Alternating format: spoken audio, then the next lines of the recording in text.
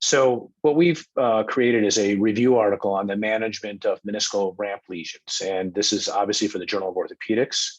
Ramp lesions are injuries that involve the posterior horn of the medial meniscus. They specifically involve the meniscal capsular junction or actually the meniscal tibial ligament. This was of interest to me and our group because they have been defined at an increasing level in terms of prevalence, but I think there's still a lot of unanswered questions as to when they should be treated, and if they are treated, what exactly should we do?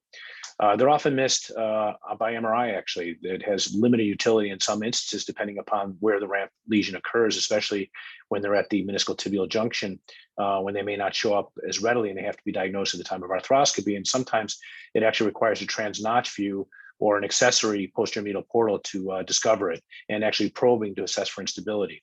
Now, these ramp lesions are known to increase anterior tibial translation and rotational laxity even after ACL repair. They're commonly seen in association with ACL injuries.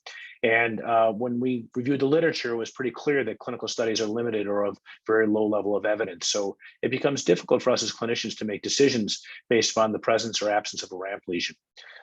Standard repair has not actually been proven to provide superior clinical outcomes to date when you compare it to conservative management. So certainly we have to consider when we should operate, when we should not.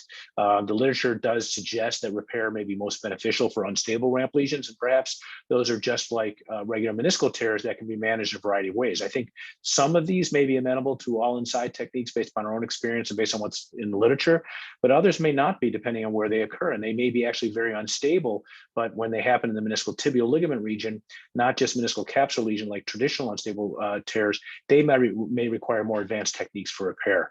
I think what's very clear and what you'll learn from this article in the Journal of Orthopedics is that future clinical study is warranted to better elucidate the indications and the outcomes. And I think we need to sort of invest ourselves in performing really more refined clinical research to help us determine when these should or should not be treated. So we hope you enjoy the review article and it sheds some light on what we think we know to date based upon what's available in the literature. Thank you.